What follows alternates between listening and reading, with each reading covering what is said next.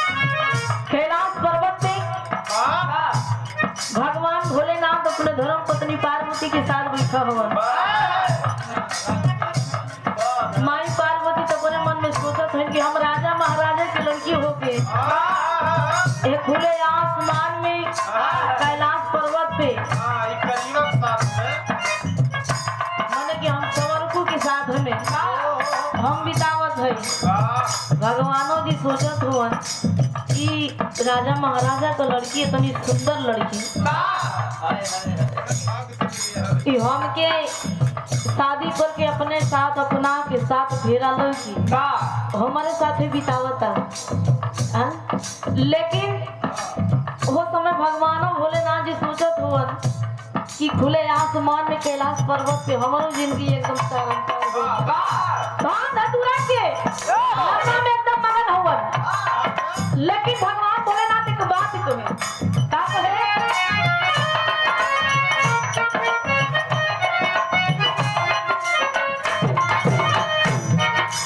क्या कहे पत्थरे पे काटा तनी कहिया से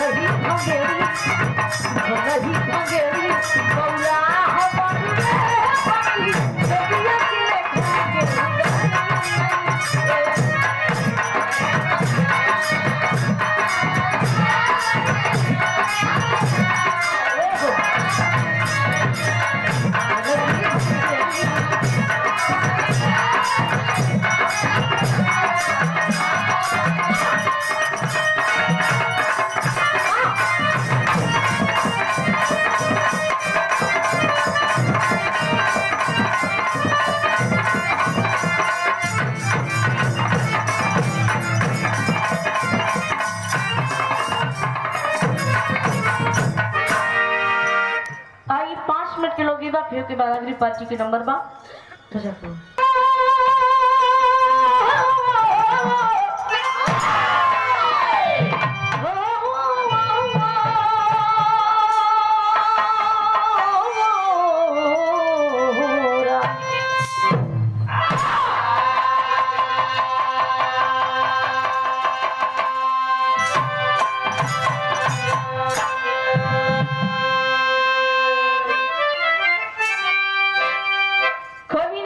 भूमिका लिखी